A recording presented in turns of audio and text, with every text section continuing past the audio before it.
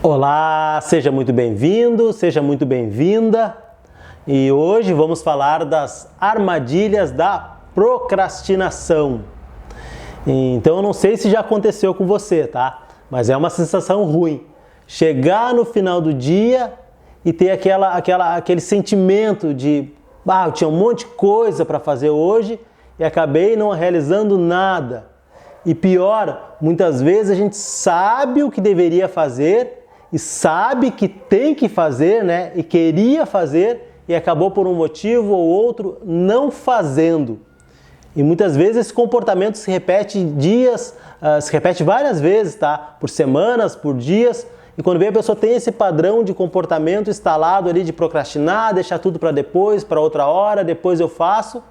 Muitas vezes não se dá conta desse comportamento e outras vezes sim, para outras pessoas se dá conta que tem esse comportamento, mas não sabe de onde vem ou como trabalhar, ou muitas vezes já buscou ferramentas para trabalhar isso, tá? Que existem algumas ferramentas de o que é urgente, o que é importante, anotar prioridades, anotar tarefas, mas acaba mesmo com todas essas ferramentas não realizando aquilo que muitas vezes se compromete com ela mesma, eu vou realizar. Ou acaba realizando por um determinado tempo, mas não consegue dar o quê? Dar o quê? Continuidade. Então o objetivo desse vídeo é para trazer clareza e você possa, talvez através do insight do que eu vou te passar aqui, e principalmente da onde vem essa procrastinação, tá? Ou uma das causas mais fortes dessa procrastinação, tranquilo? Então vamos entender assim, ó, o seguinte, me diz uma coisa, uma criança, quando ela nasce, ela consegue sobreviver sozinha? Com certeza você vai estar respondendo, não, Fabiano, não tem como. Uma criança, quando nasce, não tem como sobreviver sozinha. Ela vai precisar de um adulto que cuide da alimentação, segurança, higiene, dê todos esses cuidados que a criança precisa, porque ela, quando ela nasce, ela necessita desses cuidados, tá? Alguém que oriente, alguém que cuide. Por que eu estou falando isso, tá? Uma criança, então, quando ela nasce, ela é como se fosse um HD virgem, tá? Um CD vazio que, ao longo do que ela vai crescendo, ela vai aprendendo como as coisas funcionam, como as coisas não funcionam, tá? E assim, ó, e ela aprende principalmente de que maneira, tá?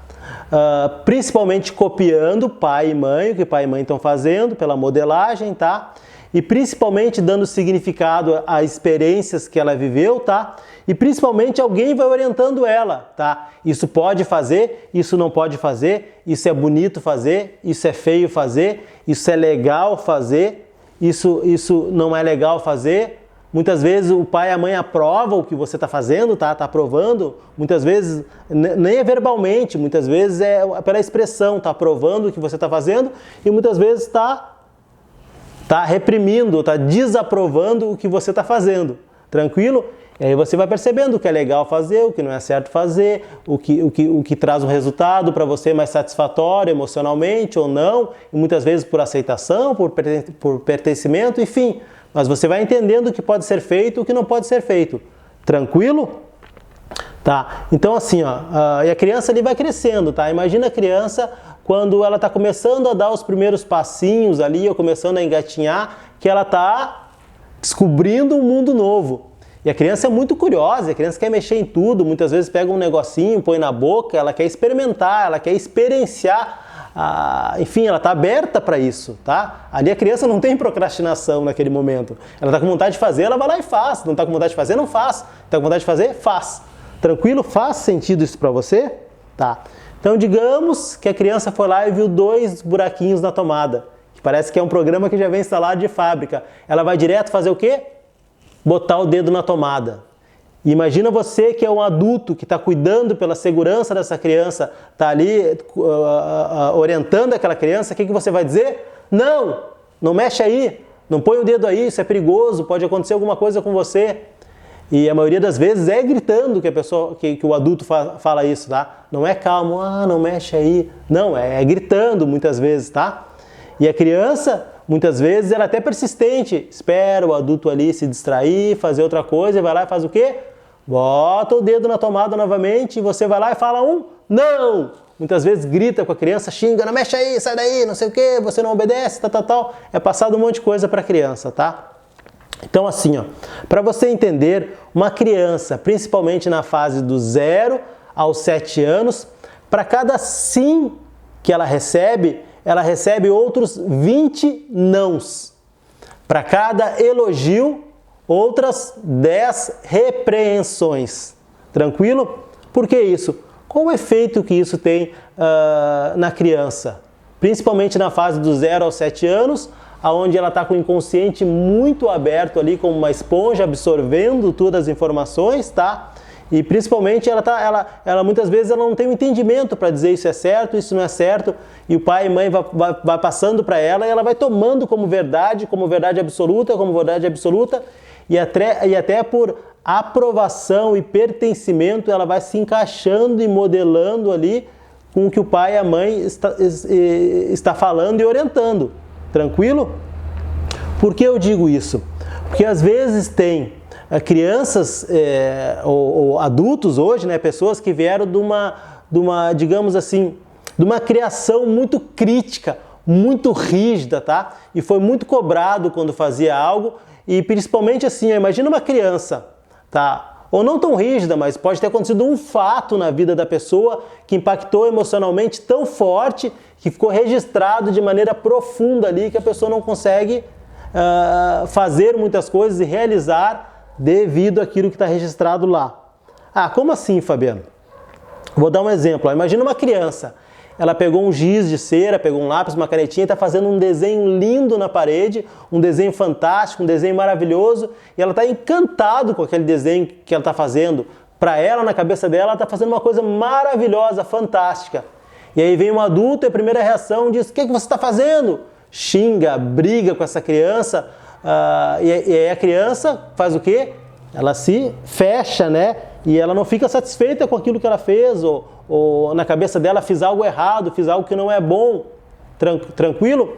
Isso muitas vezes fica um impacto muito forte lá, aí se torna um adulto, por ter sido muito criticado lá na infância, ou fez algo de errado. Imagina uma criança que derrubou um copo de água no carpete, e a mãe ou o pai grita, poxa vida, o que você está fazendo? O que eu fiz para merecer isso, tá? Pô, trabalho o dia todo e não posso parar sequer 10 minutinhos aqui na frente da televisão para assistir televisão, que você já começa a fazer a arte, não sei o que, você isso, você aquele, tá? Quando não apanha, enfim, tá? Mas quanto mais forte o impacto emocional, mais forte fica registrado no inconsciente.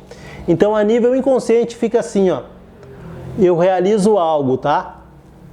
E muitas pessoas procrastinam, sabe por quê? Com o medo de errar. Porque se eu vou realizar algo, eu corro o risco de errar. E se eu errar, dói. Se eu errar, machuca. Se eu errar, eu vou ser criticado. Se eu errar isso, se eu errar aquele outro. Então, deixam de realizar muitas coisas porque correm o risco de não serem aprovadas quando estão fazendo determinada coisa, ou não fazer da maneira certa, digamos assim, tá? E aí procrastinam, baseado na emoção do quê? Do medo. Então muitas pessoas procrastinam baseado na emoção do medo. Esse é o primeiro fator, tá? E às vezes esse medo não precisa ser só lá da crítica, tá? Pode ser o medo, tá? O medo sim pode te paralisar. Das 4 emoções primárias, medo, raiva, alegria, tristeza, tá? Medo e tristeza são 2 emoções que podem sim te paralisar. As outras 2 têm mais o poder de te colocar em movimento e essas 2 o poder de te paralisar. Então o medo pode te paralisar e o medo sim pode ser um agente muito forte, causador da procrastinação. Medo de aprovação ou medo em geral, porque o medo ele acaba atuando sutilmente em várias áreas. Tranquilo? Que nem eu desde criança eu trabalhava na obra com meu pai, tá? Obra construção civil, tá? E uma vez eu fui trabalhar e meu tio trabalhava junto, tá? Eu devia ter uns 12 anos, mais ou menos, tá? Aí meu pai saiu para comprar uns materiais e meu tio ficou ali trabalhando e eu querendo ajudar, né? Com proatividade, fui lá e peguei uns tijolos e comecei a colocar lá com cimento, tá? E chegou meu tio, tinha colocado alguns tijolos, ele, poxa, o que tu fez aí? Tudo torto, tudo errado, quem mandou tu se meter aí, não sei o que, não é para te mexer, tal. E eu me lembro que isso ficou gravado muito forte e eu nem tinha consciência mais que isso ficou gravado lá quando eu tinha uns 10, 12 anos.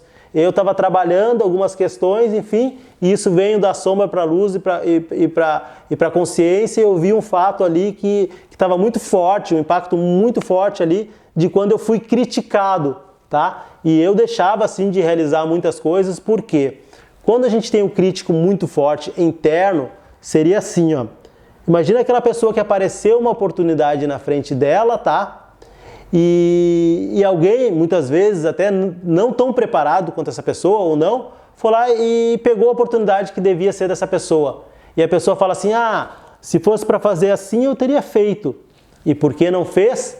Porque o crítico abafou o realizador. E muitas pessoas deixam de realizar algo porque estão buscando a perfeição, perfeição, perfeição.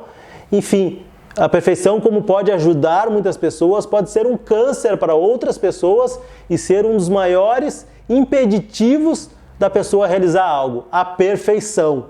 Então eu sei porque eu vivenciei muito isso, não se achar que estava pronto, ou não estava bom o suficiente, ou fazia um vídeo, apagava, enfim, tá? A perfeição, então, pode ser um prejudicial também, algo que está prejudicando a pessoa de realizar e ela está procrastinando por não se achar boa o suficiente ou por não se achar pronta. Tranquilo? Então, assim, ó, então muitas vezes não adianta a pessoa conscientemente, tá, querer buscar mudanças se tem algo a nível inconsciente registrado de maneira profunda, tá? Se a pessoa não trabalhar isso que está lá a nível inconsciente, a pessoa vai viver uma vida muitas vezes de procrastinação, procrastinação, procrastinação, até conscientemente, através de comportamentos, ela pode buscar essa mudança, mas muitas vezes é uma mudança dura, que ela gasta muito energia e quando vê ela volta ao padrão antigo novamente, tá? Porque isso pode ser realizado através de mudanças de comportamentos, pode ser realizado, tá? E outra coisa que é muito forte, assim, ó, a tendência do ser humano em estar na zona de conforto, tá? Por que essa tendência de estar na zona de conforto? Porque todos nós, tá?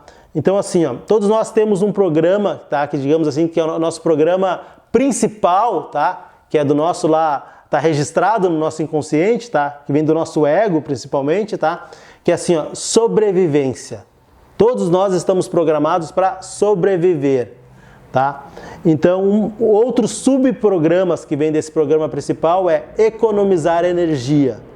Então, para a gente sobreviver e a gente durar o maior tempo possível, tem um subprograma ali que nos faz economizar energia, tá?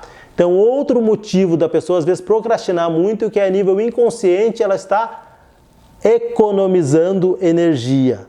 Tranquilo? Porque ela está numa zona de conforto muito forte. Então ela tem que aprender a romper essa zona de conforto e se desafiar, se desafiar, se desafiar. Tranquilo? Então tá. Então uma maneira de acabar com a procrastinação é por romper padrões de comportamento e ação. Ação, ação, ação, ação faz você romper a procrastinação. Tranquilo? Faz sentido para você? Então algumas maneiras a pessoa tem de trabalhar essa zona de conforto, tá? Ou trabalhar essa procrastinação, tá? E a última agora que eu vou deixar aqui, que você deve fazer sempre que você sentir que você está procrastinando.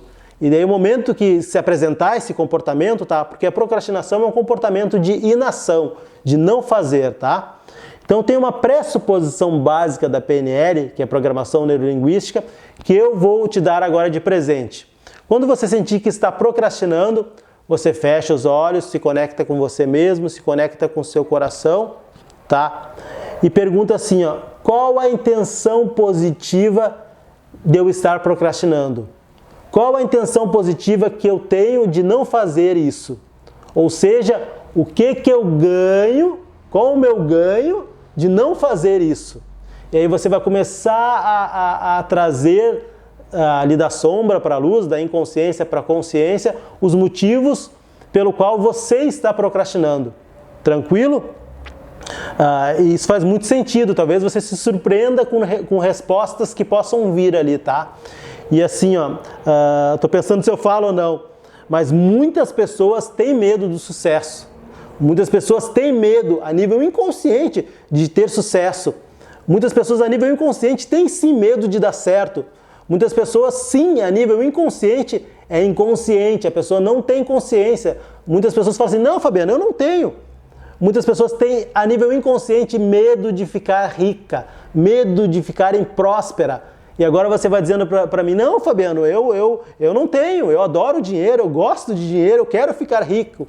Mas isso consciente, muitas vezes está lá impregnado, muito forte a nível inconsciente. Enquanto a pessoa não ressignificar isso, tá? E não mudar a programação a nível inconsciente, ela vai estar gastando muita energia conscientemente para fazer as coisas e vai conseguir até um determinado tempo e outro tempo já não vai conseguir dar continuidade porque vai ficar muito duro, sofrido e batalhado. Não tem aquelas pessoas que batalham e parece que as coisas não funcionam, que as coisas não dão certo, enquanto outras pessoas parece que encostam o dedo e tudo se transforma, tudo vira ouro. Por que isso acontece? Aquela pessoa que realiza as coisas com muita facilidade, com muita leveza, ela tem principalmente alinhado com o que ela quer consciente com o que ela quer inconsciente, está alinhado. Por isso que as coisas acontecem na vida, tranquilo? Então a importância sim do autoconhecimento e a importância sim de você trabalhar principalmente questões a nível inconsciente, tranquilo? Então espero que esse vídeo tenha te ajudado, tenha trazido luz para alguns entendimentos aí, principalmente relacionado à procrastinação, tá? E fica um convite aí se você está procurando desenvolvimento e autoconhecimento, tá? E eu, Fabiano, trabalho com treinamentos comportamentais já há 12 anos. Então vou deixar para você aí um caminho para você buscar isso, tá? Tem o treinamento Maestria, que é um treinamento presencial, me chama aí que eu te passo informações. E tem também, eu vou deixar o link aí, o treinamento Reset, que é o treinamento de reprogramação mental de maneira online, tá? Que são 12 aulas, trabalhando e ressignificando questões profundas a nível inconsciente, tá bom? Então, gratidão por ter me escutado, gratidão por ter ficado até aqui. E se fez sentido esse vídeo para você, ajudou você aí, curte esse vídeo, tá? Compartilha e se não é inscrito no meu canal, se inscreve aí no meu canal, tá bom? Gratidão e até o próximo vídeo.